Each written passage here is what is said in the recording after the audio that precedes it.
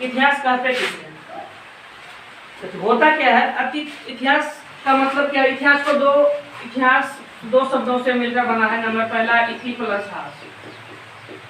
इति का मतलब होता है अतीत, बीता हुआ। इति का मतलब होता है अतीत, जिसका मतलब होता है बीता हुआ। हास मतलब हुआ कहानी। अतीत और इसका मतलब हुआ कहानी।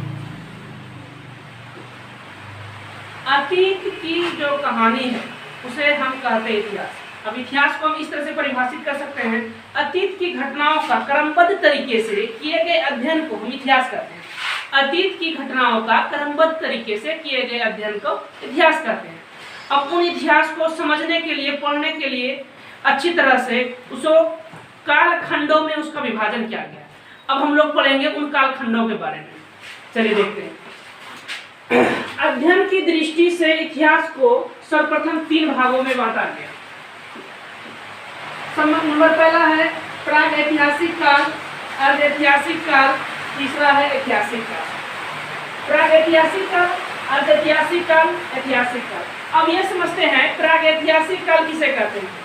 प्राग ऐतिहासिक काल इतिहास की उस काल को कहते हैं जिस काल के बारे में हमें कोई लिखित साक्ष्य नहीं मिला है, ना ही कोई प्रमाण मिला है। उस काल को हम प्रागैतिहासिक काल कहते हैं। उसके बाद है अर्धऐतिहासिक काल। अर्धऐतिहासिक काल हम उस काल को कहेंगे जिस काल के बारे में लिखित जानकारी मिली है, लेकिन हम उसको ठीक से अभी तक पढ़ नहीं पाए हैं, उसकी लिपियों को समझ नहीं पाए हैं। उस काल को अर्धऐतिहासिक काल कहेंगे। उसके बाद है ऐतिहासिक काल। ऐतिहासिक काल हम उस काल को कहते हैं जिसके बारे में लिखित जानकारी मिली है और हमारे इतिहासकार जो हम उसे पढ़ लिए हैं, पढ़कर समझ चुके हैं, उसको हम लोग ऐतिहासिक काल के नाम से जानते हैं। ये अध्ययन की दृष्टि से इतिहास को 3 भागों में बांट दिया गया है। अब हम लोग पढ़ेंगे भारतीय इतिहास को। सबसे जरूरी है भारतीय इतिहास को जानने का प्रमुख स्रोत क्या है। क्योंकि हम भारत में रहते हैं, इसलिए सबसे पहले हम भारतीय इतिहास को जानने का कोशिश करेंगे, इसके बाद किसी और देश का इतिहास जानेंगे। तो भारतीय इतिहास को जानने का प्रमुख स्रोत, भारतीय इतिहास को जानने का प्रमुख स्रोत इस प्रकार है। नंबर पहला है धर्म ग्रंथ, दूसरा है ऐतिहासिक ग्रंथ, तीसरा है विदेशियों का विवरण, चौथा है पुरातत्व संबंधी साक्ष्य। धर्म ग्रंथ, प्राचीन काल में भारत में धर्म ग्रंथ ही नियम और कानून था। उसी के आधार पर लोग अपने जीवन शैली को अपनाते थे। उनसे हमको पता चलता है कि प्राचीन काल में भारतीय मनुष्य किस तरह से जीते थे, उसका रहन सहन, व्यवहार, रीति रिवाज इत्यादि के बारे में हम लोग जानते हैं। दूसरा है ऐतिहासिक ग्रंथ। धर्म ग्रंथ के अलावा भी कुछ ऐसे ग्रंथ हैं जिसको पढ़ करके हम लोग जान करके अनुमान लगा लेते हैं कि हमारे पूर्वज किस तरह से रहा करते थे। फिर है विदेशियों का विवरण। कुछ ऐसे विदेशी हुए जो भारत के दौरे पर आए, जैसे मेगास्थनीज मोरक्को से आए थे, और बहुत सारे चीन से आए हुएनसांग, फाइयान, ये सभी जो हैं विदेशी हैं। ये भारत आए यात्रा करने के लिए, और इन्होंने अब भारत के बारे में अपने किताब में यात्रा वृत्तांत में उन सभी चीजों को लिखा। तो इससे भी उस समय के रहन सहन, रीति रिवाज के बारे में पता चलता है, भारतीयों के बारे में पता चलता है। फिर है पुरातत्व संबंधी साक्ष्य। ये पुरातत्व संबंधी साक्ष्य क्या है? खुदाई के दरमियान जो हमें प्राचीन काल के कुछ सामग्रियां मिली है, उसको कहते हैं पुरातत्व। और साक्ष्य मतलब होता है प्रमाण। जैसे कि ये विक्रमशिला विश्वविद्यालय को खोदा गया तो यहाँ से बहुत सारे साक्ष्य मिले हैं। नालंदा विश्वविद्यालय को खोदा गया तो वहाँ से बहुत सारे साक्ष्य मिले। हड़प्पा संस्कृति का, हड़प्पा और मोहनजोदड़ो को जब खोदा गया तो वहाँ से बहुत सारे साक्ष्य मिले हैं। उससे पता चलता है वहाँ की स्थिति क्या थी, नगर नियोजन किस प्रकार से था, और वहाँ के लोग कैसे रहते थे, जीवन शैली क्या थी, महिलाओं की दशा क्या थी, और अपने दैनिक दिनचर्या किस तरह से वे लोग करते थे। इन सभी चीजों के बारे में जानकारी मिलती है पुरातत्व संबंधी साक्ष्य से भी। सबसे महत्वपूर्ण, सबसे ज्यादा प्रमाणिक इन्हीं को माना जाता है, धर्म ग्रंथ। पुरातत्व संबंधी साक्ष्य को सबसे ज्यादा प्रमाणिक माना जाता है, क्योंकि ये जो है बिल्कुल ऑथेंटिक होता है। उसके बाद हम चलते हैं धर्म ग्रंथ एवं ऐतिहासिक ग्रंथ से मिलने वाली जानकारी। सबसे देखिए, अब धर्म ग्रंथ और ऐतिहासिक ग्रंथ से किस प्रकार की जानकारी मिलती है उसको समझते हैं। सबसे पहले देखिए धर्म ग्रंथ और ऐतिहासिक ग्रंथ से मिलने वाली जानकारी इस प्रकार है। भारत का सबसे प्राचीन धर्म ग्रंथ वेद को माना जाता है। भारत का सबसे प्राचीन धर्म ग्रंथ वेद को माना जाता है। इसकी संख्या 4 है। इसके संकलनकर्ता महर्षि कृष्ण द्वैपायन वेद व्यास हैं। इसके संकलनकर्ता महर्षि कृष्ण द्वैपायन वेद व्यास हैं। वेदों की संख्या 4 है। नंबर पहला है ऋग्वेद, दूसरा है यजुर्वेद, तीसरा है सामवेद, चौथा है अथर्ववेद। सबसे प्राचीन वेद ऋग्वेद है और सबसे बाद का वेद अथर्ववेद है। ऋग्वेद में मंडलों की कुल संख्या 10, ऋग्वेद में मंडलों की कुल संख्या 10 है। इसमें सूक्तों एवं श्लोकों की कुल संख्या 1028 एवं 10,462 है। सूक्तों एवं श्लोकों की संख्या 1028 एवं 10,462 है। अब चलते हैं आगे। 4 वर्ण, 4 चतुष्ट वर्ण जिसको कहते हैं संस्कृत में 4 वर्ण, यानी कि ब्राह्मण, क्षत्रिय, वैश्य, शूद्र। इसका उल्लेख ऋग्वेद के 10वें मंडल के पुरुष सूक्त में मिलता है।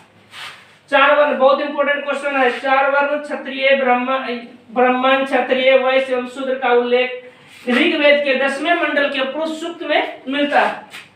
उसके बाद है ऋग्वेद में इंद्र देवता के लिए 250 और अग्नि देवता के लिए 200 श्लोक की रचना की गई है।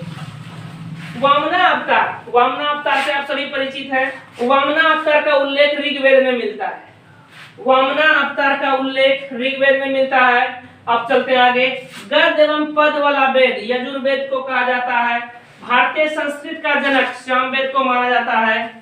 ध्यान समझना है, गद्य एवं पद वाला वेद यजुर्वेद को माना जाता है और भारतीय संगीत का जनक सामवेद को माना जाता है। अब चलते हैं। जादू टोना, रोग निवारण, वशीकरण, तंत्र मंत्र, प्रेम विवाह, राजकर्म, मातृभूमि इत्यादि का उल्लेख अथर्ववेद में मिलता है। जादू टोना, रोग निवारण, वशीकरण, तंत्र मंत्र, प्रेम विवाह, राजकर्म, मातृभूमि इत्यादि का उल्लेख अथर्ववेद में मिलता है। सभा और समिति, इस सभा और समिति का उल्लेख अथर्ववेद में मिलता है। सभा और समिति को प्रजापति की 2 पुत्रियों के नाम से जाना जाता है। भारतीय ऐतिहासिक कथाओं का सबसे अच्छा विवरण, भारतीय ऐतिहासिक कथाओं का सबसे अच्छा विवरण पुराण में है। इसकी कुल संख्या 18 है। भारतीय ऐतिहासिक कथाओं का सबसे अच्छा विवरण पुराण में मिलता है। इसकी कुल संख्या 18 है। पुराणों के रचयिता महर्षि लोमहर्ष, पुराणों के रचयिता महर्षि लोमहर्ष एवं उसके पुत्र उपसर्वा है। पुराणों के रचयिता महर्षि लोमहर्ष एवं उसके पुत्र उपसर्वा है। सबसे प्राचीन पुराण मत्स्य पुराण है। सबसे प्राचीन पुराण मत्स्य पुराण है। चलिए अब थोड़ा वेद के बारे में हम लोग समझ लेते हैं।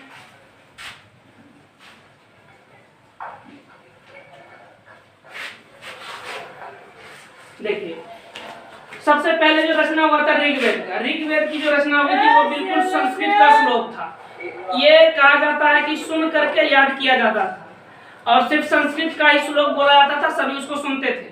उसके बाद आया ऋग्वेद सुनने में, बार बार संस्कृत का उच्चारण करने में और सबको संस्कृत समझ नहीं पाते थे, तो इसमें थोड़ा लोगों का इंटरेस्ट घटने लगा। उस समय ऐसा था कि लोगों का इंटरेस्ट घटने लगा। उसके बाद लोगों ने डिसाइड, जो वहाँ के विद्वान थे उन्होंने सोचा कि आखिर देखो हमारे धर्म के प्रति, हमारे ऋग्वेद के प्रति लोगों की इच्छा दिन प्रतिदिन घटती जा रही है, तो इसमें क्या करना चाहिए, कुछ इसमें मिक्स करना चाहिए। तो बोलो क्या किया जाए, तो ऐसा करते हैं कि संस्कृत का श्लोक के साथ साथ उसका वर्णन भी करते हैं। तो बोला ठीक है, ऐसा ही करते हैं। इसके लिए उन्होंने यजुर्वेद की रचना की। यजुर्वेद में अब क्या होने लगा, जो भी संस्कृत का एक श्लोक पढ़ लिया जाता था उसके बाद फिर उसका वर्णन किया जाता था। इसलिए इसको कहा जाता है गद्य एवं पद वाला वेद। गद्य एवं पद वाला वेद एक बार जब पढ़ दिए उसके बाद फिर उसका वर्णन होगा। कुछ दिनों तक ये चला, फिर लगा कि 200-300 वर्ष चला, फिर लगा कि लोगों का इंटरेस्ट इसमें घट रहा है, इसमें ऐसे मजा नहीं आ रहा है, तो इसमें कुछ और एक्स्ट्रा डालो। तो क्या डाला जाए, ऐसा करते हैं कि श्लोक के साथ साथ कुछ ऐसा कुछ किया जाए जिससे कि लोगों में इंटरेस्ट आ जाए। तो उन्होंने क्या किया, उसके साथ साथ ढोलक, झाल, दान नृत्य के साथ श्लोक को गाने लगे। तो उसका वर्णन सामवेद में मिलता है। तो इसमें क्या हुआ, वेदों का श्लोक का जब उच्चारण करते थे उस समय ढोलक, झाल वगैरह सब प्राचीन काल में जो भी होता था सब म्यूजिकल इंस्ट्रूमेंट उसके साथ बजाया जाता था। इससे लोग काफी प्रसन्न होते थे और ध्यान से उसके बारे में सुनते थे। यहाँ ये इसका वर्णन सामवेद में मिलता है। उसके बाद है ये यहाँ श्यामवेद को इसीलिए भारतीय संगीत का जनक भी कहा जाता है कि यहाँ पे ढोलक झाल वगैरह सब का वर्णन होने लगा और धीरे धीरे संगीत आगे चल के प्रचलन में आने लगी। फिर आता है एक वेद अथर्ववेद। अथर्ववेद क्या है? कोई व्यक्ति बीमार तो अभी भी पड़ रहा है और बीमार तो उसमें भी पड़ेंगे, जब तक मनुष्य है धरती पर तब तक तो बीमारियां रहेगा ही। तो अब इस वेद में क्या है, कोई व्यक्ति बीमार पड़ गया है तो उसके दवाई के बाद उसका उपचार किस तरह से होगा, कौन सा उपचार, कौन सा रोग में कौन सा औषधि दिया जाएगा, इसका वर्णन अथर्ववेद में मिलता है। उसके बाद प्रेम विवाह, तंत्र मंत्र, जादू टोना, वशीकरण इत्यादि सब का भी वर्णन इसी वेद में मिलता है। भूत प्रेत संबंधी सभी साक्ष्य इस वेद में मिलता है। जिसको भी ये करना है अथर्ववेद कृपया खरीद लें और ये सब काम कर सकते हैं। किसी को अपना बस में करना है कि अपने पड़ोसी को मारना है या किसी पर अपना जादू चलाना है तो उसके लिए अथर्ववेद सबसे अच्छा उपाय है, ये खरीद सकते हैं। इसमें कुछ मंत्र है, उस मंत्र का ध्यानपूर्वक उच्चारण करेंगे तो हो जाएगा ऐसा। चलिए आज के लिए समाप्त होता है, अब मिलते हैं फिर दूसरे दिन। आज के लिए इतना ही रहने देते हैं, धन्यवाद।